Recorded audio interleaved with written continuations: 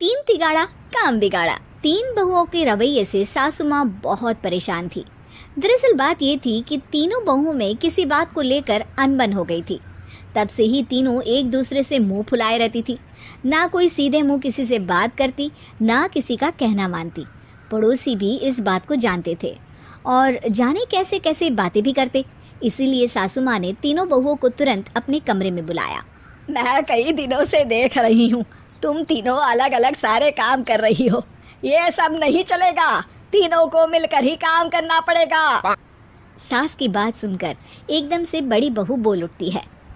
नहीं मम्मी जी, मैं इन दोनों के साथ कुछ नहीं कर सकती। मैं इस घर की बड़ी बहू हूँ, फिर भी ये मेरा कहना बिल्कुल भी नहीं मानती।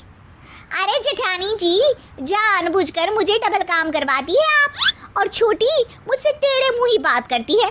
इन दोनों के बीच हमेशा सैंडविच बन जाती है मेरी, और मैं हमेशा आलू की तरह बीच में मसली जाती हूँ। मम्मी जी, इन दोनों को लगता है कि मैं छोटी हूँ तो इनके पैरों तले दब जाऊंगी, लेकिन नहीं, मेरा भी उतना ही अधिकार है जितना इन दोनों का है।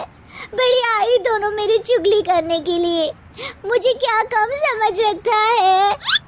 तीनों बहू एक दूसरे से बहस करने लगती है और सास दोबारा ये देखकर टेंशन में आ जाती है और सबसे कहती है, चुप हो जाओ, अब से तुम तीनों सारे काम एक साथ करोगी, आंख बंद करके एक दूसरे की बात सुनोगी।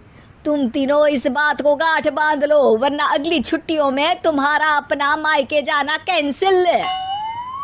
सास की बातें सुनकर डर के मारे तीनों हामी भर देती हैं। जी मम्मी जी, मैं समझ गई। हाँ मम्मी जी, जैसा आप कहें, आप जो कहेंगे मैं वही करूंगी। तीनों बहू सास की बात को गांठ बांध लेती है और वादा करती है कि अब से सारे काम वो तीनों एक साथ मिलकर ही करेंगी। ये सब देखकर सास खुश हो जाती है और वहाँ से चली जाती है। नीचे जाकर वो देखती है कि घर में शर्मा जी आए हुए होते हैं। सास जोर से आवाज लगाकर कहती है, अरे बहू, जरा चाय बनाकर तो लाना, शर्मा जी आए हैं। सास की बात सुनकर तीनों बहू तुरंत किचन की ओर भागती है और चाय बनाना शुरू कर देती है। मुझे तो एकदम मसाले वाली कड़क चाय पसंद है, तो हम शर्मा जी के लिए मसाले वाली चाय ही बनाएंगे। अरे नहीं दीदी, गर्मी के मौसम में मसाला चाय कौन पीता है? मैं तो शर्मा जी के लिए इलायची वाली चाय ही बनाऊंगी। ये कैसी बात कर रही हैं आप दोनों?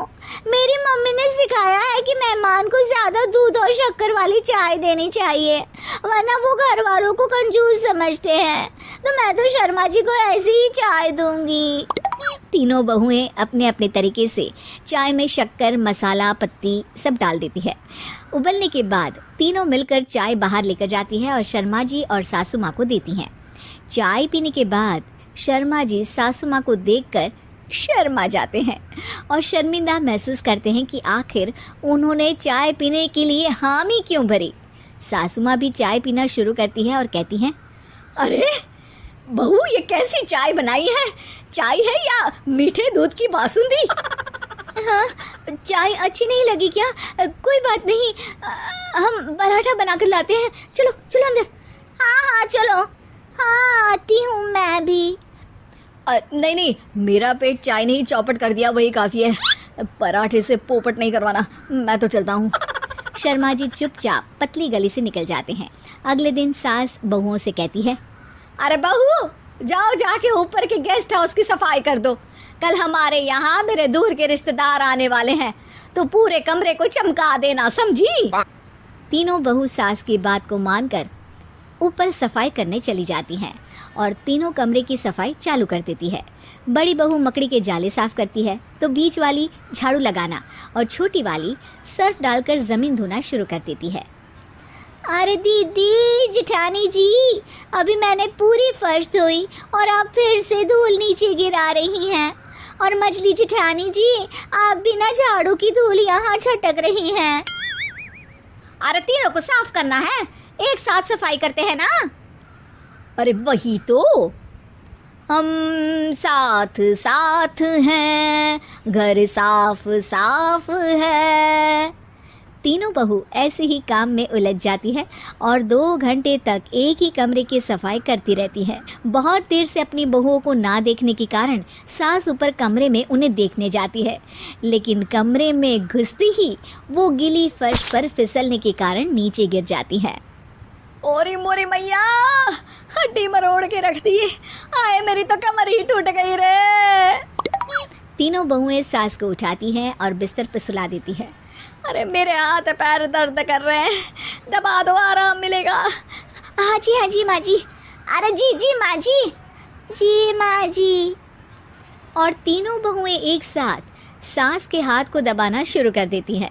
माँ की तो चीख ही निकल जाती है और नतीजा ये होता है कि सास के बचे हुए शरीर में भी दर्द उठ जाता है। हाय राम, ये क्या कर दिया तुम तीनों ने। अरे मेरी तो किस्मत ही फूटी है कि तुम जैसी बहुएं मुझे मिली। हे भगवान, पूरे शरीर में दर्द बढ़ गया है। अब तो पता नहीं कि चल भी पाऊंगी या नहीं। माफ करो, मुझे गलती हो गई मुझसे कि तुम तीनों को एक साथ काम करने के लिए बोला। सोचा था तीनों मिलके अच्छे से काम करेगी, लेकिन बड़े बुजुर्ग सही कहते थे कि 3 तिगाड़ा काम बिगाड़ा। तुम लोगों ने ये बात ना आज साबित करके दिखा दी। तुम तीनों को तो समझाना यानी मानो भैंस के आगे भी न बजाना है। तुम्हें अकेले अकेले काम करना है ना, तो अब से तुम अकेले ही अपना अपना काम करो। तीनों बहुएं वहां से जाने लगती है। अरे कहाँ जा रही हो? आप ही ने तो कहा कि अपना अपना काम करो, तो मुझे मुल्तानी मिट्टी लगानी है। अरे मुझे भी तो नेल पॉलिश लगानी है। मुझे ना मेहंदी लगानी है। सास अपना सर पीट लेती है और कहती है, अरे मुझे भी लगाना है कुछ। क्या माँ जी? क्या माँ जी? क्या माँ जी? तुम्हारे घर वालों को फोन तुम्हारी हरकतें बताने के लिए।